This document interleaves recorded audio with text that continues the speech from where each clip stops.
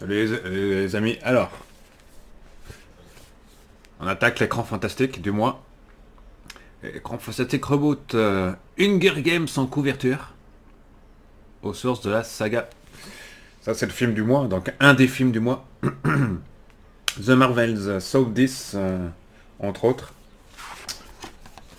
Après une intro avec le personnage de Jigsaw. Ciné-flash ou plutôt les news. Alors on apprend dans les news que Mark Webb réalisera le Triangle des Bermudes apparemment. Un projet avec des requins, des nazis, des vikings et le Triangle des Bermudes. D'accord. C'est celui qui avait fait Spider-Man avec Andrew Garfield. Voilà. On apprend entre autres le retour de la Hammer Film. Ici en haut, dans cette case, voilà. Les news exclusives au magazine, qu'est-ce qu'on apprend? Troll 2. Hein, le film de norvégien de 2022 là, qui avait fait un très très très gros succès. 103 millions de vues quand même sur Netflix. Voilà, entre autres. Et qu'est-ce que j'ai vu encore? Des mondes de minuit, ouais, d'accord. Dans les news. Encore des news. Dossier secret de la news. Film d'horreur, tout ça. Drague de Terre a annoncé le remake de Toxic. Ouais, ça c'est horreur. Nouvel épisode de Scream a trouvé son réalisateur. Le nouveau Scream, encore un nouveau Scream encore à venir. Ce sera le Scream numéro 7, 8 plutôt. Dans notre Scream, pour, Scream 7. Produit par Spyglass Media Group. À venir. Voilà. Après on passe à Ciné Asie. Tout ce qui est asiatique. Rubrique habituelle. Box Office. Je passe. In Memoriam. Là il y en a des Memoriam, des décès dans les acteurs. Il y en a eu beaucoup ces derniers temps. Michael Gambon quand même. Michael Gambon, Pilou. Harry Potter, sans mêler notamment. On l'a vu aussi dans Sleepy Hollow, Cavalier sans tête, entre autres. David Callum.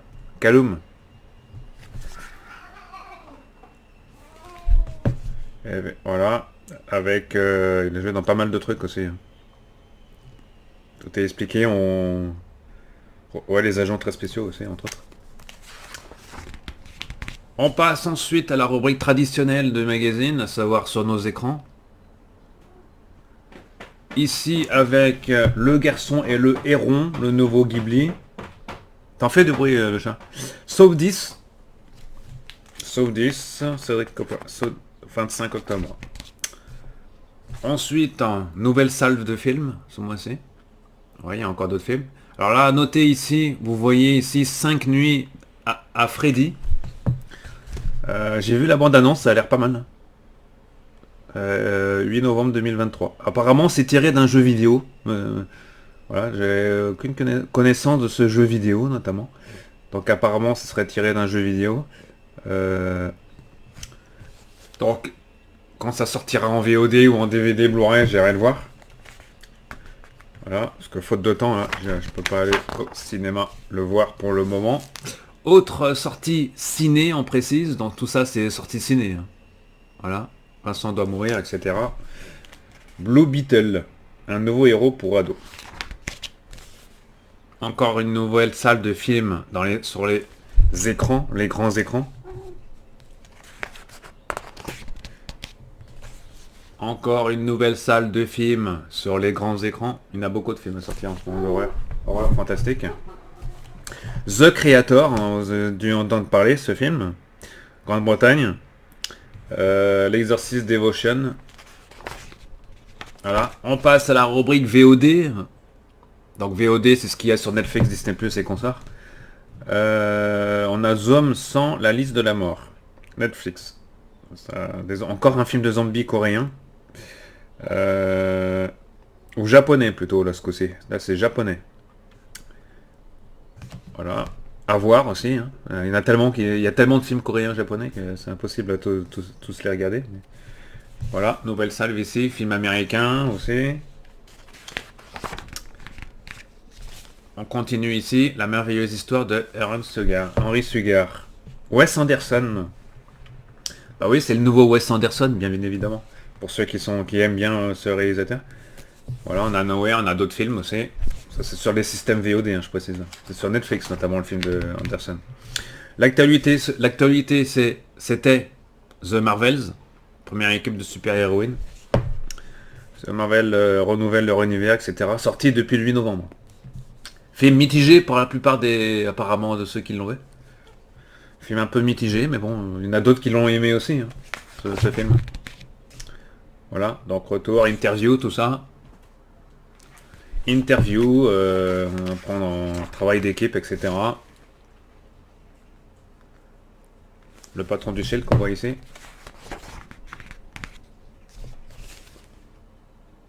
Voilà. The Marvels. Après, ça tourne à Séoul. Un autre film, ça tourne à Séoul. Gueule noire. Mauvaise mine.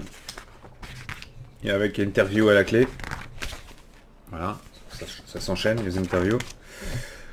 On en parlait tout à l'heure. Five Nights at Freddy's.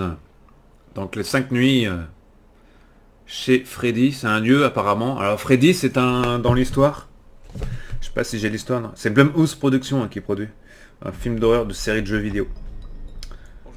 Voilà, ça se passe dans un web que j'avais résumé tout à l'heure, hein, pour vous donner envie de regarder. Alors, ils ont mis tiré d'un jeu vidéo à succès du type Survival Horror, dérivé sur plusieurs épisodes depuis 2014. 5 nuits à Freddy, donc propulse un jeune homme désargenté et responsable de sa jeune sœur, gardien de nuit d'un vieux restaurant à thème pour les enfants. Ah oui, oui, vous allez rire. Désaffecté depuis les années 80, mais le lugubre bâtiment fait l'objet d'une terrifiante légende urbaine et les mascottes des lieux, des peluches animatroniques géantes, semblent s'animer d'une vie propre à la nuit tombée. En adaptant une nouvelle licence de jeux vidéo sur grand écran, les studios Blumhouse et le réalisateur Emma Tammy s'essayent à un exercice délicat visant à rassembler le plus de spectateurs possible autour d'un univers a priori réservé à une certaine élite, au détriment de ce qui justifie le succès de celui-ci auprès d'eux. Je vais vous mettre la bande-annonce si vous voulez dans la vidéo là. Je vais vous incruster la bande-annonce dans un coin. Ainsi, le choix pourtant courageux de focaliser son histoire sur un drame familial, au dépend de l'aspect huis clos désespéré du jeu original, ôte à cette adaptation son potentiel cinématographique. Alors ça c'est pour la critique de Fantastic. Voilà, après Nicolas Cage. Pourquoi on parle de Nicolas Cage? Ah oui, Willy Wonderland, ouais, la référence. L'adaptation non officielle du jeu. Nanana. Malgré la qualité des effets spéciaux extrêmement convaincants et la photographie, ce film trop honoré et mal équilibré peinera à convaincre les fans. Bon, on verra, mais en tout cas, la bande-annonce avait l'air convaincante. Je vous la mettrai dans un coin, là, dans la vidéo. Voilà, c'est ça. 5 nuits à Blumhouse Productions, 8 novembre.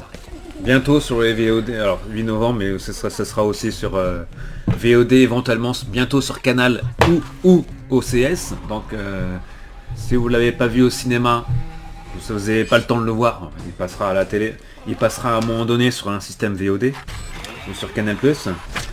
Voilà. On reconnaît des acteurs aussi. Interview d'ailleurs avec... j'ai oublié le nom de l'acteur qui joue dedans d'ailleurs. On le reconnaît, il a joué dans pas mal de films. Je me demande si c'est pas lui qui joue dans Hunger Games aussi d'ailleurs. Dans les premiers Hunger Games. Alors je reviens sur l'affiche au début, parce que c'est bien. Alors sur fond noir, c'est pas évident de lire sur fond noir quand il y a très peu de lumière. Là on va rajouter un peu de lumière les amis. Alors, ouais, Emma, Tony, Jason Blum, ça c'est le réalisateur. 1h50, avec Josh Hutcherson, entre autres. Après les noms comme ça me dit pas grand chose.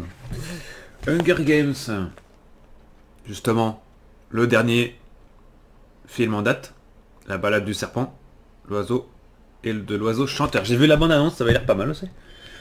Interview avec le réalisateur du film, Francis Lawrence.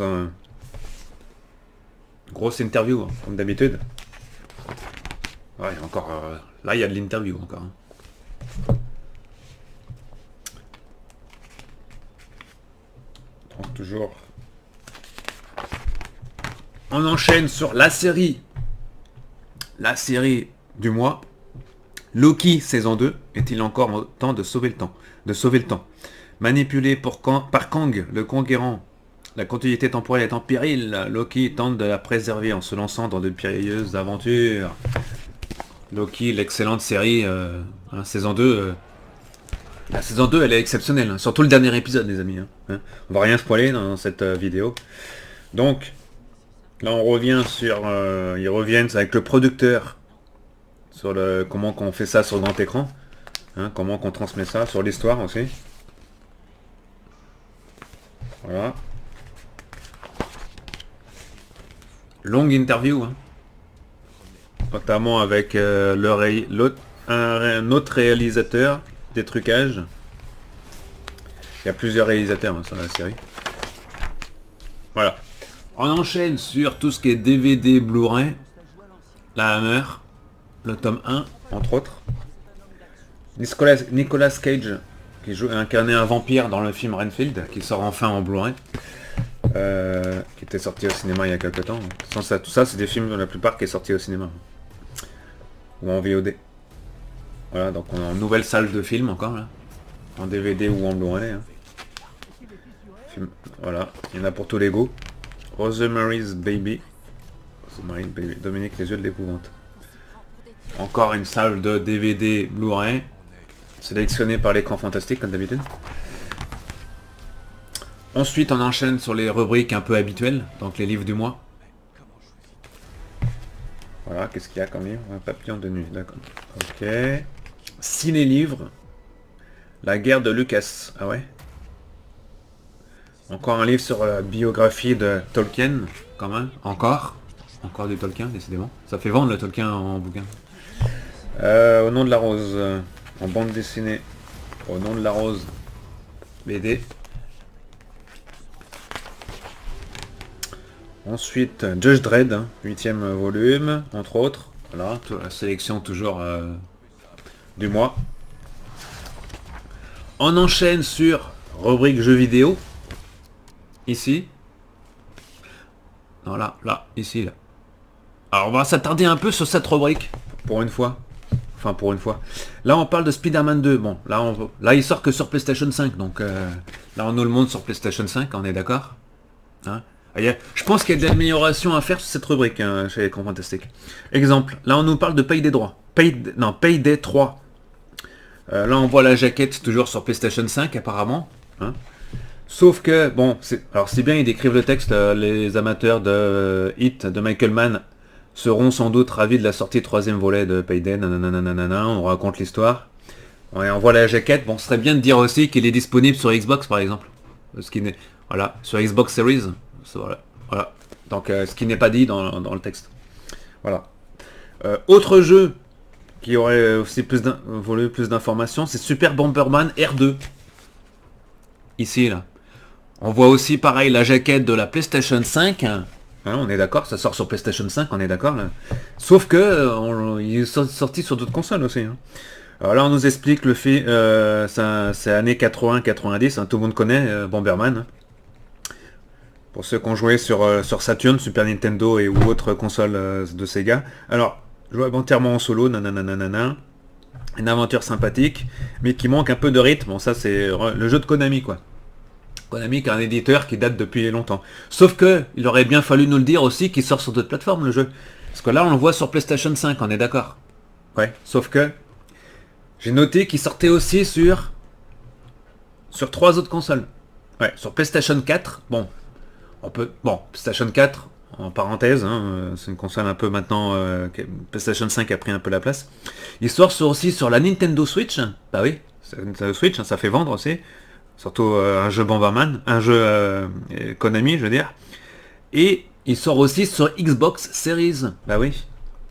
Et pareil pour le jeu qui s'appelle Samurai, ou Fate Samurai, PlayStation. Là on le voit sur PlayStation 5, encore une nouvelle fois. Mais il sort aussi sur PlayStation 4 et sur la Switch de Nintendo. Voilà. Là il sortira pas sur Xbox pour ce coup là. Il sortira peut-être un peu plus tard.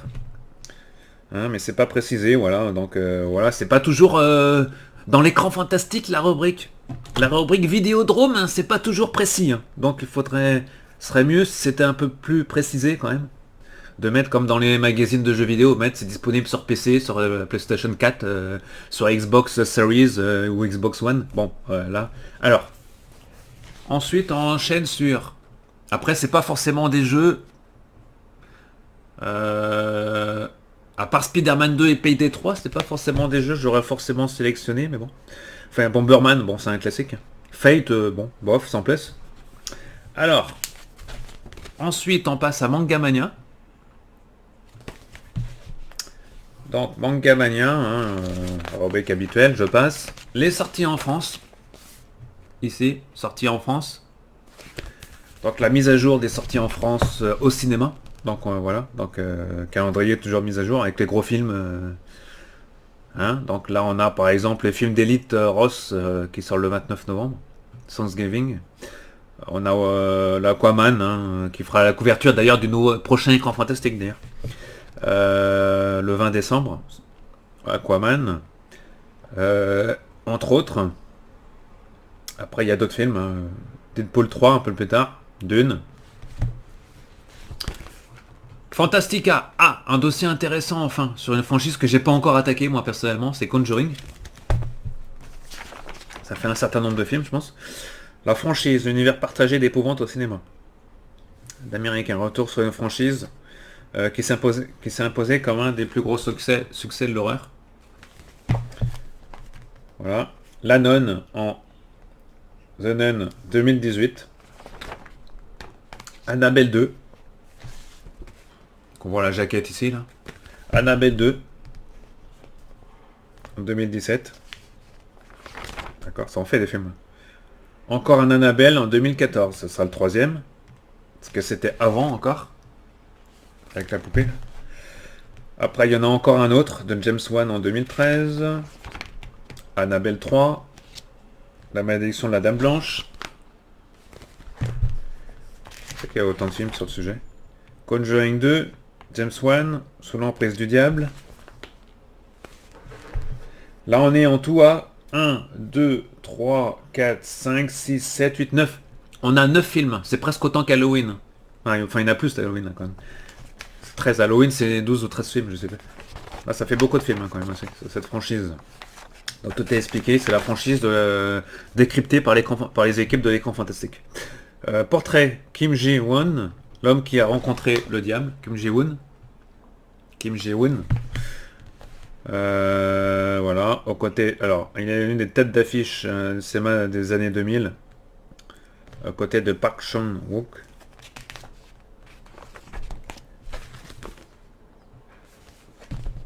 Histoire des deux sœurs, oui, je m'en souviens, ce film. Ça aussi, c'est très coréen, très cinéma, c'est bien fait. Le succès du cinéma coréen. Ah, Terry Gilliam, pourquoi on voit Terry Gilliam là? Regardez-moi, Terry Gilliam avec un autre monsieur à côté de lui. C'est qui ce monsieur à côté de lui? C'est Simon West. La grandeur dans le détail. Là qu'ils reviennent sur... Ah oui, l'histoire sans fin, oui, bah oui. L'histoire sans fin, notamment. C'est pour la partie effets spéciaux, j'imagine. Regardez-moi ça, là. Ah oui, les maisons, là, c'est dans Grand Budapest Hotel, ça. Wes Anderson. Ça, c'est pour la partie effets spéciaux, ouais. On parle aussi d'effets spéciaux dans l'écran fantastique. Ensuite, on enchaîne sur la partie toxique. Donc, cinéma interdit au moins de plus jeune âge, hein, évidemment. Autour de Jigsaw. Alors, ici, on revient, donc, ils ont mis Saudis dans cette partie, parce que c'est encore un peu plus horreur. C'est assez horreur, hein, quand même. Voilà, interview avec le réalisateur du film. Voilà, on a des images hein, avec le fameux tête de cochon propre à la série. Voilà, nouvel épisode de la franchise glauque de Saw. Interview avec tous les réalisateurs, la plupart des réalisateurs. Voilà. Et la fin à l'abonnement comme d'habitude. La petite publicité d'un film français d'ailleurs ici, regardez-moi ça. Nouvelle perle de la franche science-fiction. Au cinéma, en ce moment au cinéma encore. Là. Hein, 22 novembre au cinéma. Il vient de sortir au cinéma, donc si vous voulez voir un bon film d'animation, un peu à la Blade Runner, c'est le film qu'il faut voir. Sélectionné. Sélection officielle Cannes notamment, entre autres. Et Annecy. Écran fantastique plutôt intéressant ce mois-ci, un numéro assez intéressant. Hein.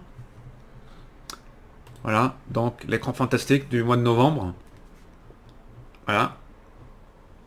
Avant le prochain qui sort en décembre, qui sera consacré à... On connaît déjà la couverture, parce qu'elle a été postée par Alain Slokoff. Il s'agit de... Je l'ai dit tout à l'heure... Aquaman, évidemment, parce que c'est porteur. Quand est-ce que les amis... quand est-ce qu'ils vont me faire un... Quand est-ce qu'ils vont faire une couverture sur Doctor Who encore hein vous avez du mal hein, à me faire une couverture sur Doctor Who. Hein.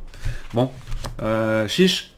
Qui va me faire une couverture, un magazine avec une couverture sur Doctor Who hein, je lance là l'idée, le défi, même si c'est pas très vendeur en France.